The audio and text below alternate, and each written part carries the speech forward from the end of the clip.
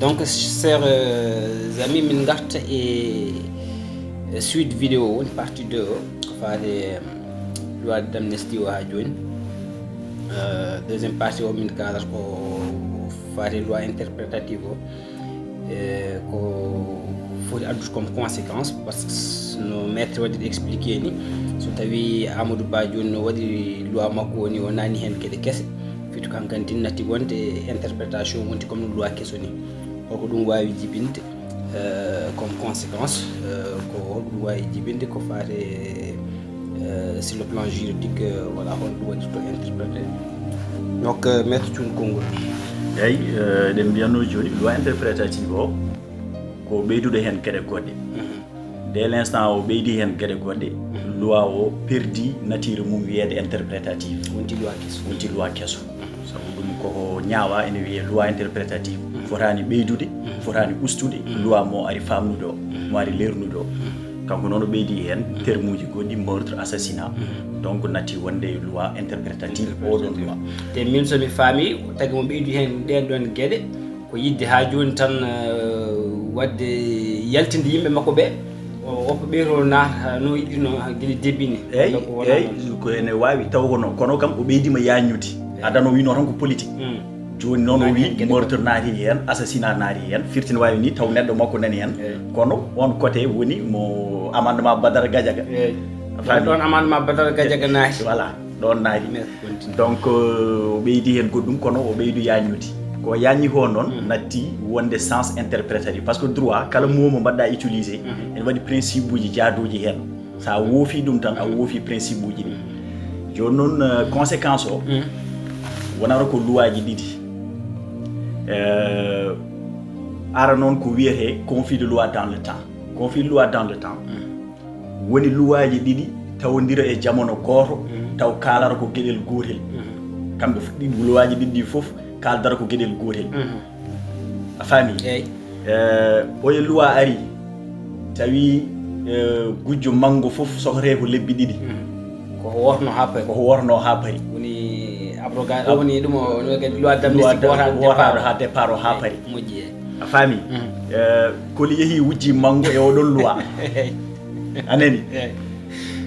weeti nde koli wujji manggo nde weeti mum loi kesso ari wi hande noon gujjuɗo manggo fof ko lebbi 4 sohre joni namdete ko est ce que ko nde ko loi ɓenno hanki o ñawirte walla ko loi hande o kesso ɗum woni conflit loi dans le temps manam loi ji ɗiɗi tawodiri taw kalata kañumen fof ko haala woota joni kanko loi d'amnistie o ari itti ko kewno ko fof kanko addi loi kesso o wi bannoɗo ɗum fof koko jaggate joni loi ji ɗiɗi darima ɗum woni conflit loi dans le temps conséquence mum ko ɗiɗi wonko maître Aissata Tall Sall haalani ene wawi taw jeeya koye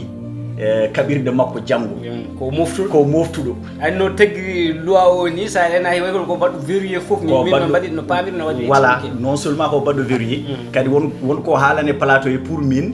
o teyata tan o yejjita par ce que mo jogui gandal mum donc machallah fittidal waji ɓe to jaari foof maw arno ɗumen première conséquence o woni mi tawi ko ɗum ɓurmi sikkude ni woni so loi o wotama paari ɓe mbaɗanmo attaqué so ɓe mbaɗimo attaqué o waɗani respecté condition ngaji mo loi interprétative namdi firti juge o ne wawi wadde ɗum annulé wiye loi o waɗani respecté condition ngaji loi interprétative par ce que loi interprétative fotani ɓeydude fotani ustude donc loi o waɗe annulé ɗum o haalani ɗum ene wawi taw jeeya koye jaɓe makko ɗum ne wawi wonde conséquence comme ça wasa ɓennorde ha joni tan heddo départ o loi adano moƴƴi deuxième conséquence o woni so yawti o acci o waɗani attaqué ha waɗama décret d'application wotama loi o ɓenni conséquence o woni woni kala jaggaɗo so yeehi wiyata kañum loi ɓoyɗo jawtuɗo koye on ñawate par ce que conflit loi dans le temps koko leeli lende mo gandanɗa wiya loi kesso wawa ruttade caggal ɗum woni ko principe de rétroactivité loi so wotama hande 1er janvier ko 1er janvier tan faade yesso o wawi fitti joni wadde kono koɓe nanne loi kesso ko joni wawa ruttanade caggal koko aroyta tan fitti wadde hanke ha joni tan no mbirunomi e vidéo première vidéo ni ha joni wayi tan kono so ɓennani foof c'est un coup d'épée dans l'eau ala effet hay goto presque wonno maître expliquer waɗi ɗo joni expliqué ni e kadi no maître Aissata Tall Sall waɗi expliqué la dernière fois plateau 7TV min no pamirmi dal wayi ha joni ko Pastef ɓe goni tan koye agitation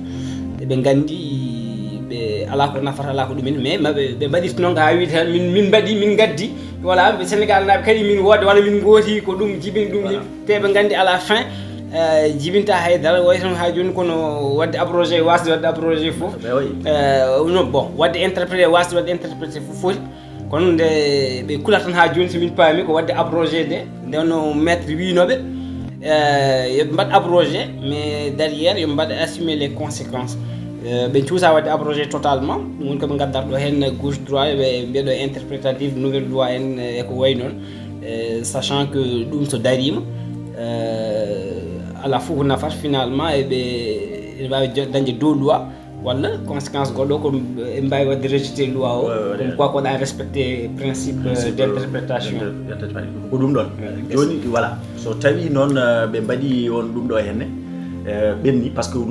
loi kesso so ari pour rutto caggal il faut wona plus douce manama ɓuura ɓuubde e ɓuura ɓennuɗo explique ɗon seeɗa plus douce woni o e loi arno wi ko baɗɗo foof yafama